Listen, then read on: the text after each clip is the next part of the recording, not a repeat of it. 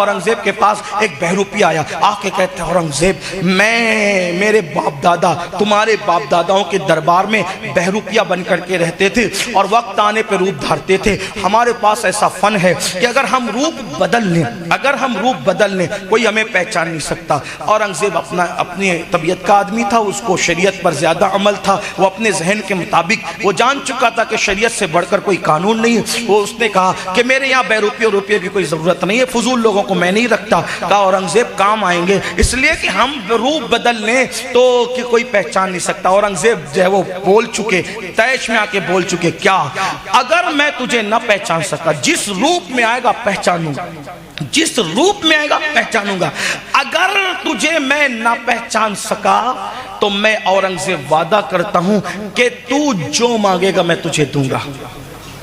जा जो रूप बदल ले जो रूप धार ले, मैं तुझे पहचान लूं। और ना पहचान सका, वादा जो चाहे मांगेगा दूंगा। वो गया, चंद दिन के बाद आया, खड़ा हुआ, औरंगजेब ने मुस्कुरा के कहा बहरूपिया। फिर गया, चंद दिन के बाद आया, फिर औरंगजेब ने कहा बहरूपिया। आता रहा, पकड़ा जाता रहा, वो सोचता रहा ये हर रूप में पहचान लेता है। फिर बहरूपिया दरबार में आना बंद हो गया, बहरूपिया दरबार में आना बंद हो गया। बहुत अरसे तक वो नहीं आया, कई महीनों तक नहीं आया। औरंगजेब को एक मुहिम पेश थी। औरंगजेब की आदत थी जब भी उसको कोई मुश्किल मुहिम दरपेश होती तो वो दो काम करता।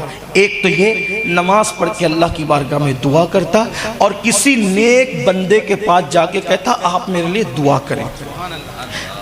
या अब नेक बंदा जमीन के ऊपर मिल जाए तो उनसे जाके कहता, या नेक बंदा जमीन के अंदर मिल जाए यानी अल्लाह का कोई वली मजार में हो तो वहां जाके गुजारिश करता कि आप मेरे लिए दुआ करें। बस यही बात है। इस पर भी लोग बहुत हंगामा करते। नाकामी किस्मत की छोटी सी कहानी थी, तुमने तो इसे बेदम अफसाना बना डाला। कहा ये लोग वहाँ क्यों जाते हैं, गरीब नवाज के यहाँ क्यों जाते हैं, गौस पाक के यहाँ क्यों जाते हैं, मखदूम साहब के यहाँ क्यों जाते हैं। मैंने कहा भैया इतने ही के लिए जाते हैं कि हजरत आप अल्लाह के नेक बंदे, आपकी बातें अल्लाह से होती है क्योंकि आप अल्लाह के करीबी हो। अल्लाह से हमारी सिफारिश करना कि अमीनुल कादरी का फला काम अटका हुआ है पूरा कर दी, अल्लाह से बस इतनी सिफारिश के लिए जाते हैं। कहा वो क्यों जाते हैं। मैंने कहा कुरान कहता है इन्ना रहमतल्लाहि करीबुम मिनल मोहसिनीन, अल्लाह की रहमत नेक बंदों के करीब है। जब नेक बंदों के करीब है तो उस पर बरसती है तो हम पे भी बरस जाती है, इसलिए हम वहाँ जाते हैं कि हम वहाँ दुआ करें तो हमारी भी कबूल हो जाती है। कहा ना क्यों, क्या तो कहा कि वो तो मर कर मिट्टी में मिल गए, वहाँ तो कुछ है ही नहीं, वो तो मिट्टी का ढेर है, वो तो सुनते नहीं, वो तो करते नहीं। मैं कहा ठीक, बात डन हो गई, सही कहा तुमने। कहा 600 साल हो गए, 800 साल हो गए, क्या हुआ। कहा मर के मिट्टी में मिल गए, मिट्टी खा गई, हड्डी पिघल गई, ये हो गया वो हो गया। हाँ भाई हमने भी तो नहीं देखा, 500 साल हो गए, 600 साल हो गए, 800 साल हो गए, हमने भी तो नहीं देखा, ना इतनी आंखें के देख सके। अगर यही बात है तो बात जब झगड़ा हो जाए तो करना क्या है, अगर आपस में किसी बात पे इख्तिलाफ हो जाए तो करना क्या है। तो कुरान कहता है कि अल्लाह रसूल की तरफ वो झगड़े को पेश करो, अल्लाह रसूल जिसकी तायद करे वो हक पर है। मैंने कहा बस इतनी बात है, अल्लाह रसूल पे पेश करो तो चाहो अल्लाह रसूल पे पेश करो। तो कहा अल्लाह रसूल पेश करने का मतलब क्या। मैंने कहा एक हदीस तुम भी बयान करते हो जो वलियों को मिट्टी का ढेर कहते हो कि वहाँ कुछ नहीं है, और वही हदीस हम भी बयान करते हैं। कौन सी हदीस। तुम कहते हो कि वहाँ कुछ नहीं है और हम कहते हैं कि वहाँ है, लेकिन एक हदीस तुम भी बयान करते हो और हम भी बयान करते हैं, तो वो कौन सी हदीस। मैंने कहा हमसे ज़्यादा शायद आप बयान करते हैं। क्या आप कहते हो कि जो नमाज नहीं पढ़ता, तवज्जो आपकी, किसी को चिढ़ाना मकसद नहीं है, सिर्फ अपने नौजवानों को समझाना मकसद है। जिसके दिल पे मोहर लगी उसकी बात अलग है, जिसका दिल हुर की तरह खुला है वो जन्नत की तरफ आने के लिए आज भी तैयार है। आवाज़ देना हुसैन का काम है। मुकद्दर 22,000 के लश्कर में एक ही हूर था जो लब्बैक कहकर आ गया। हो सकता है कि कोई और भी किसी लश्कर का हो और ये बात सुनकर अल्लाह उसके दिल में बात उतार दे, तो झगड़े फसाद की कोई बात नहीं। हम तो सूफिया के मानने वाले हैं। आप हदीस बयान करते हो ज्यादा, ये हम भी करते हैं, मैं भी करता हूं, लेकिन आप मुझसे ज्यादा करते हो। क्या हदीस पाक है ये हदीस, सारे मसलक के लोग मानते हैं कि जिसने नमाज नहीं पढ़ी, जिसने नमाज नहीं पढ़ी उसकी कब्र में अजाब होता है। सांप आते हैं, बिच्छू आते हैं। फजर नहीं पढ़ी तो जोहर तक डसता है, जोहर नहीं पढ़ी तो असर तक डसता है, असर नहीं पढ़ी तो इशा तक डसता है, इशा नहीं पढ़ी तो फजर तक डसता है। ये कब तक डसता रहेगा, क़यामत तक डसता रहेगा। कब तक डसता रहेगा, ये हदीस सुनी कि नहीं सुनी? सबसे सबसे सुनी, सब बयान करते हैं, बहुत आसान है। कयामत तक कौन डसता रहेगा? सांप बिच्छू। किसको? बेनमाजी को।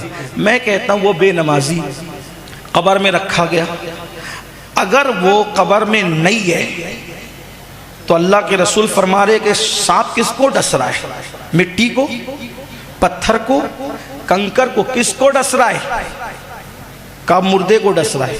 मैंने कहा दिखता नहीं, तो आप कहेंगे दिखे ना दिखे, नबी ने कह दिया। दिखता तो अपना चेहरा भी नहीं है। कभी अपना चेहरा देखा है? देखा? खुद का चेहरा खुद को नजर आता है क्या? बोले नहीं नजर आता। देखना हो तो आईना सामने रखना पड़ता है ना? यही आईने का नूर सामने ना हो तो खुद का चेहरा नजर ना आए, इतना अंधा इंसान। इसीलिए नूरे नबूवत ना हो तो फिर बातिन के हालात नजर नहीं आते। हम कहते हैं यहाँ तो कुछ नहीं है, लेकिन रसूलुल्लाह कह रहे हैं कि डसा जाएगा कब तक? बोले ये हदीस है कि नहीं है? तो सांप किसको डस रहा है? मिट्टी को कि पत्थर को? का नहीं, मुर्दे को। मैंने कहा अगर मुर्दे को डस रहा है तो फिर डसने का क्या फायदा? क्योंकि जिसको डसा जा रहा है उसको खबर ही नहीं। का नहीं, जिंदा करके डसा जाता है। पहले अजाब देने से पहले उसके जिस्म में रूह डाली जाती है और फिर उसको डसा जाता है। मैंने कहा ये बात पक्की है। तो जब बेनमाजी अपनी कब्र में जिंदा मौजूद है तो जिसने 40 साल तक के इशा के वजू से फजर की नमाज पढ़ी वो क्यों जिंदा मौजूद ना? बस फर्क इतना है कि बेनमाजी अजाब सहने के लिए है और अल्लाह के नेक बंदे अल्लाह की तरफ से इनामात की बशारत ले। नारे तकबीर, नारे रिसालत, उलमा अहले सुन्नत, सैयद अमीरुल कादरी साहब। इसलिए बोलने से पहले सोचा करो। हाँ, तो औरंगजेब की आदत थी, औरंगजेब जब जो कोई मुहिम पेश आती तो किसी अल्लाह वाले से दुआ कराते, खुद भी दुआ करते। एक दिन औरंगजेब बहुत हुए परेशान, बड़ी मुहिम थी। औरंगजेब को परेशान देखकर मुसाहिबीन ने पूछा कि जनाबे वाला परेशान लगते हैं। औरंगजेब ने कहा बहुत बड़ी मुहिम है, कोई अल्लाह वाले का पता बताओ जिसके पास चल के हम दुआ लें। 2 सिपाही आए, कहा आलम पना अगर आप जान बख्शी फरमाएं तो हमने एक वली को देखा है। अब जरा तवज्जो करना, हमने एक वली को देखा, एक अल्लाह के बरगज़ीदा बंदे को देखा, बड़ा नूरानी चेहरा, बड़ा नूरानी चेहरा। अच्छा, नूरानी चेहरे के मामले में भी अवाम धोखा खाती है, उनको पता ही नहीं कि नूरानी चेहरा कहते किसको है। वजह यह है कि जब आप अल्लाह वाले है नहीं तो आपको नूर कैसे दिखा? जिसको आप नूर कह रहे हैं कहीं वो पाउडर तो नहीं, जिसको आप नूर कह रहे हैं कहीं वो लाली तो नहीं, जिसको नूर कह रहे हैं वो सुर्खी तो नहीं। इसलिए कि नूर तो उसको दिखेगा जिसका दिल नूरानी हो जाए। इसीलिए वली को वली पहचानता है। आप कहते हैं फलां का चेहरा नूरानी, तो तुझे कैसे पता चला कि नूरानी? मेकअप को तो नूरानी नहीं, इसलिए कि नूर तो नूरियों को नजर आएगा। जिसके दिल में बुग़्ज़ है, जिसके दिल में कीना है, जिसके दिल में हसद है, जो बेनमाजी, उसको नूर कैसे नजर आएगा? इसीलिए वलियों को खुद पहचानने की कोशिश न करो, वलियों को पहचानने के लिए वलियों पे छोड़ दिया करो, क्योंकि वली को वली पहचानता है। हाँ, जिसको वलियों ने वली कहा उसको वली मान लो, जिसको जलसे का नाजिम कहे थोड़ा सा तवक्कुफ करना, इसका ख्याल करना। शाह आलम को आंख बंद करके वली मानते क्योंकि वलियों ने कहा, कुतुब आलम को आंख बंद करके वली मानते क्योंकि वलियों ने कहा, अहमद शाह खट्टू को आंख बंद करके वली मानते क्योंकि वलियों ने कहा। लेकिन याद रखना, हमारे जैसे लोगों के बारे में कोई कुछ कह दे वो समझ जाना कि अभी कुछ तवक्कुफ की बात। हर नेक आदमी वली नहीं होता, लेकिन हर वली नेक होता है। ज्यादा से ज्यादा नेक कह दो, गुमान कर लो, वली कहने में तवक्कुफ करो। हाँ, लेकिन अगर जिसको लोग वली कहते हैं उसका इनकार भी ना करो। आजकल तो हर बंदा वली, हर बंदा वली, हर बंदा वली, हर बंदा वली। अल्लाह की पनाह, तुम्हारे कान में कहा गया कि ये वली है, वली की पहचान है, उसकी बात सुनो आखिरत याद है, उसके पास बैठो जिंदगी बदलने लगे, उसकी सूरत देखो खुदा याद आ जाए। ऐसा बंदा मिल जाए, कोशिश करना उससे दुआ की गुजारिश करनी, अगर दुआ दे दे तो बेड़ा पार। हाँ, इतना याद है। बहरहाल औरंगजेब ने जब कहा तो दो सिपाही, बड़ा नूरानी चेहरा, बड़ा नेक परहेजगार, कहाँ है?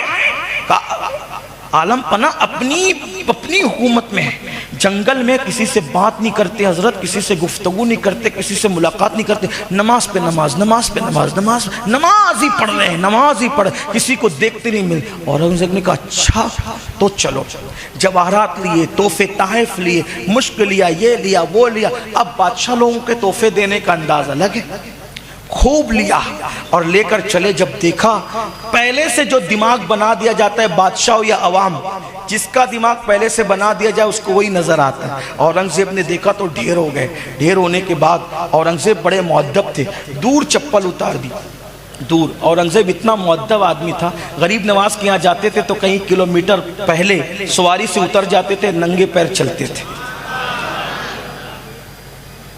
औरंगजेब ने दूर चप्पल उतारी और चप्पल उतारने के बाद पैदल चले, घुटने टेक दिए, देख रहे हैं वो नमाज पे नमाज पढ़े, नमाज पे नमाज पढ़े। अब सजदे भी तवील हो रहे हैं, रुकू भी तवील हो रहे हैं, क़याम भी तवील हो रहा है। सलाम फिरा तो औरंगजेब ने कहा अल्लाह वाले, अल्लाह की कसम जिसके लिए पढ़ रहा है उसी का वास्ता रुक जा, दो बात तो कर ले। उसने गर्दन फेंकेगा, क्या बात है? कहा कि बहुत बड़ी मुहिम है, मुश्किल में हूँ, दुआ कर दो अल्लाह मेरी मुश्किल आसान कर दे। ये सब तोहफे आपके लिए लेकर आया हूँ, एक बार दुआ कर दे मेरी बिगड़ी बन जाए। उसने दुआ करने की बजाय अपने सर की पगड़ी हटाई, हटाकर कहा औरंगजेब पहचाना? औरंगजेब की आंखों में आंसू थे। औरंगजेब ने कहा कभी सोचा भी नहीं था कि मजहब के रूप में भी कोई बहरूपी आएगा। इस रूप पर तो कभी हम शक भी नहीं करते, इस रूप पर कभी शक भी नहीं करते। हमने सोचा था कि इस रूप में भी कोई बहरूपी आएगा, लेकिन नहीं पहचान सका बहरूपी है। अब अपना वादा पूरा करता हूं। मैंने कहा था जिस दिन न पहचान सकूंगा उस दिन तू जो मांगेगा मैं तुझे दूंगा। मांग क्या मांगता है, मांग क्या मांगता है? औरंगजेब सही होकर के बैठ गए, कहा अपना वादा जरूर पूरा करूंगा। लेकिन बहरूपिये की आंखों में आंसू आ गए और बहरूपिये ने कहा औरंगजेब आज बात समझ में आ गई, अब तुझसे कुछ नहीं मांगूंगा, तुझसे कुछ नहीं मांगा। क्यों? कहा औरंगजेब को अपने जाल में फांसने की नीयत से नमाज पढ़ी। तवज्जो करो मेरी कौम के जवानों, तवज्जो करो। औरंगजेब को अपने जाल में फांसने की नीयत से नमाज पढ़ी तो अखंड भारत का बादशाह घुटने टेक कर हाथ जोड़कर मेरे कदमों में आ गया। धोखे की नीयत से नमाज पढ़ी तो वक्त का बादशाह कदमों में आ गया। अगर अल्लाह के लिए नमाज पढ़ता तो अल्लाह मुझे क्या अता करता। अब याद रख, मुझे अहमियत नमाज पता चल गई है, अब तुझसे कुछ नहीं मांगूंगा, अब नमाज अल्लाह को पाने के लिए पढ़ूंगा। फिर रिवायतों में आता है कि वो गुम हो गए और उसके बाद फिर अल्लाह के लिए इबादत की और बहुत बड़े विलायत के मकाम पर फाइज हो गए। नमाज, नमाज, जिस नमाज को छोड़ बैठे हो, मस्जिद वीरान है, मस्जिद मरसियां खां है अल्लाह के लिए। अगर मुझे ये यकीन होता कि तुम एक एक आदमी के पैर पकड़ के कहने से तुम नमाजी बन जाते, अल्लाह की इज्जत की कसम पूरे मजमे के पैर पकड़ के कहता कि नमाजी बन जाओ।